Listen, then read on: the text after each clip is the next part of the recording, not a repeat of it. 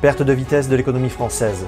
Malgré un soutien financier du gouvernement auprès de nombreux secteurs, les données fournies par l'INSEE montrent des indicateurs en chute libre.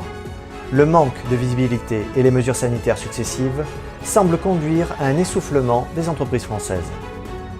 Réaction vive du Royaume-Uni face à l'ingérence du régime chinois dans les universités britanniques. Il vient d'adopter des mesures strictes encadrant très fortement les universitaires chinois qui seraient susceptibles d'espionner pour le compte de Pékin. Un sondage témoigne du peu de confiance des Français envers les médias. Une majorité de la population accuse les journalistes d'être de connivence avec le pouvoir politique. Les médias en ligne semblent tirer leur épingle du jeu. Bienvenue sur Nouvel Horizon, je suis Anthony Bluto. Les entreprises commencent à montrer des signes inquiétants de fatigue. Les dernières mesures sanitaires avec la généralisation du couvre-feu à 18h, les fermetures des frontières françaises et la fermeture des centres commerciaux de plus de 20 000 m² vont très certainement impacter des secteurs économiques déjà fragilisés. L'INSEE vient de publier les premiers résultats économiques pour 2020. Force est de constater qu'ils sont peu encourageants. En effet, le PIB a chuté de 9%. Les investissements ont reculé de 9,8%. La France enregistre 7% de chômeurs en plus.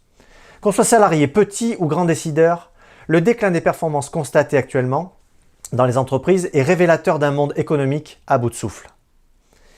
Les propos du ministre Bruno Le Maire auprès du groupe de réflexion Institut Montaigne confirment ce constat et nous prédit une année préoccupante puisqu'il déclare « Le plus difficile est devant nous. Il va falloir faire preuve d'une force de caractère considérable. » Rappelons que le gouvernement avait mis en place un soutien financier sous forme de prêts garantis par l'État pour soutenir un pan de notre économie. Arrivé bientôt à échéance, il est acté que ces prêts ne seraient pas remboursés par 5 à 10% des souscripteurs, faute de trésorerie. Certains envisagent aussi de les décaler au moins d'une année. L'enveloppe allouée pour les PGE d'un montant de 300 milliards d'euros a permis au secteur de l'automobile, de l'aviation, du tourisme de maintenir une activité partielle.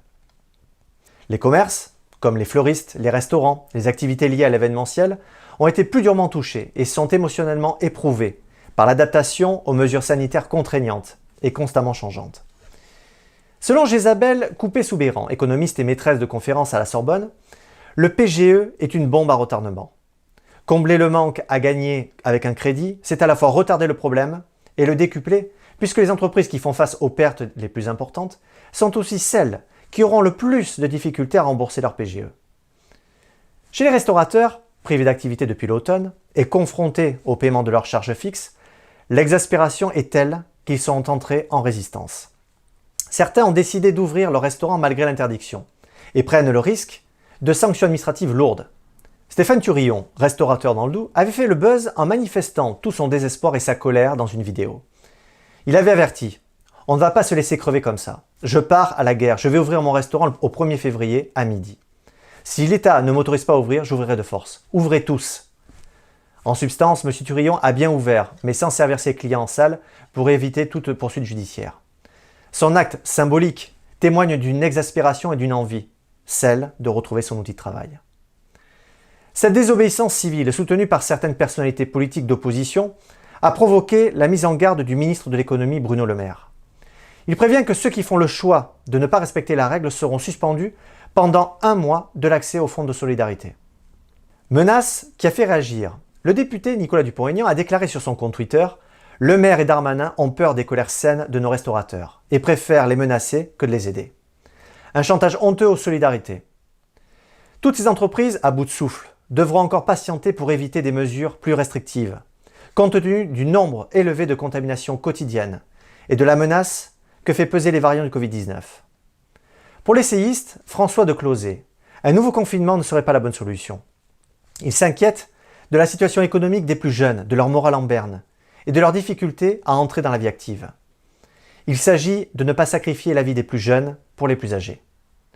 Si nous souhaitons envisager un nouvel horizon économique plus serein pour les entreprises, il faudra très certainement passer par l'adoption concertée d'un plan de relance ambitieux du gouvernement sur les secteurs dynamiques et porteurs d'emplois durables pour les plus jeunes. Le Bureau des Affaires étrangères du Royaume-Uni a déjà annoncé aux universités britanniques qu'un nouveau système de contrôle de sécurité sera introduit en février. L'objectif est de contrôler les universitaires et les chercheurs étrangers qui souhaitent étudier et travailler dans des domaines sensibles liés à la sécurité nationale. Des milliers d'universitaires et de chercheurs chinois, particulièrement visés par ce système, pourraient être empêchés d'entrer en Grande-Bretagne, en raison d'inquiétudes liées au vol de la propriété intellectuelle. En effet, ces restrictions s'inscrivent dans un contexte où étudiants, universitaires et chercheurs seraient susceptibles d'acquérir des technologies et des savoirs profitables par la suite pour l'armée populaire de libération du régime chinois. Le GCHQ, le siège des communications du gouvernement, a mis en garde les universités contre les acteurs étatiques hostiles qui ciblent les instituts britanniques pour voler des données personnelles, des données de recherche et de la propriété intellectuelle, qui pourraient être utilisées pour leurs propres intérêts militaires, commerciaux et autoritaires. D'après le Sunday Times, les restrictions concernent des universitaires et chercheurs dans 44 domaines, dont l'intelligence artificielle, la chimie, la physique, les mathématiques, l'informatique et une série de domaines de l'ingénierie.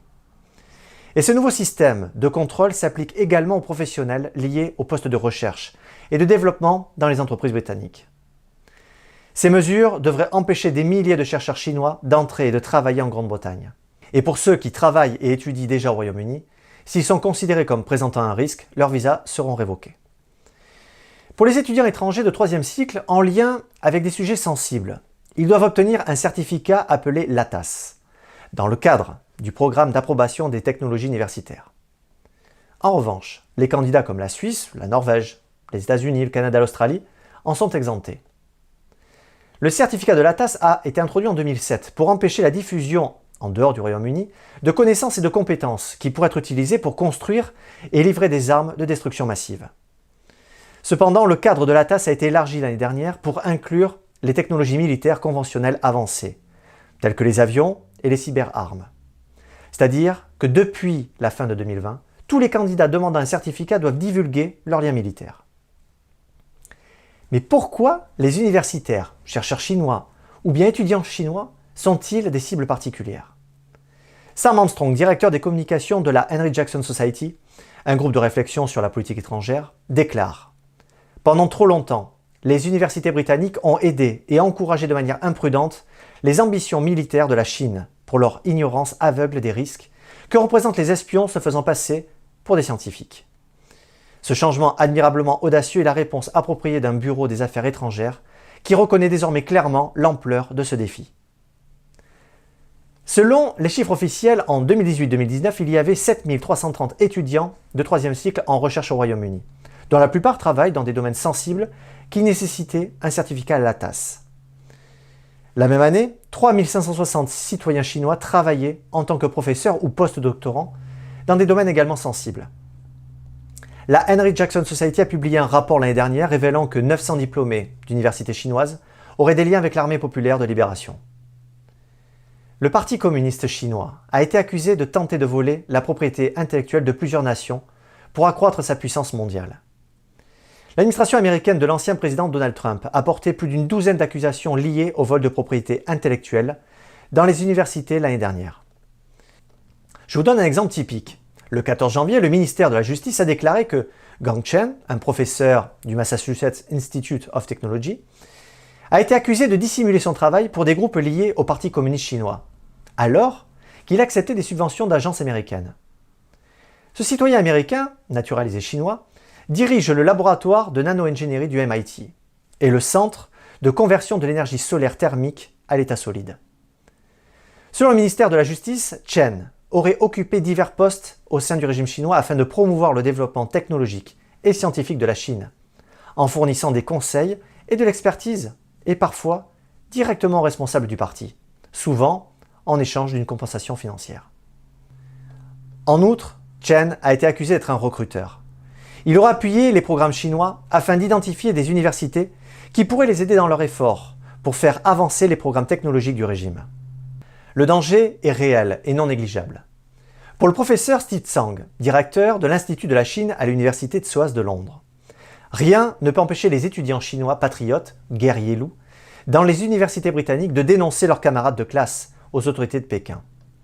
Le Parti communiste chinois sait bien jouer la carte du patriotisme pour étendre son influence sur le monde entier.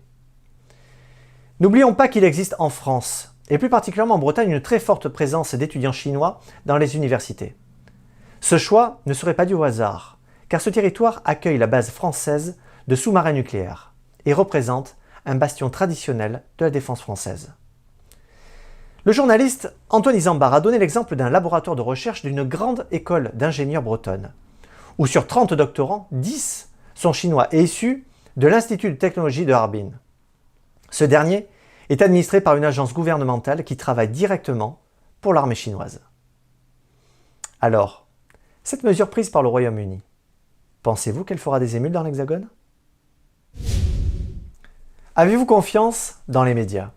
Observez-vous un regard critique sur l'information qui vous est livrée?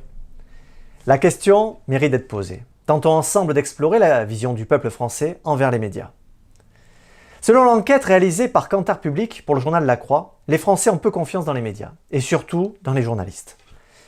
Depuis 1987, un sondage est effectué chaque année pour déterminer le degré de confiance des Français envers les médias. La première chose qui frappe est la baisse générale d'intérêt et de confiance envers les divers moyens d'information. Malgré une légère amélioration, les Français restent donc critiques envers les différents médias. Ce léger regain d'audience est dû à la pandémie du Covid-19 qui a suscité un plus grand besoin d'information de la part des citoyens. Toujours selon le baromètre du journal La Croix, la majorité des Français se sont sentis mal informés sur différents sujets liés à la pandémie.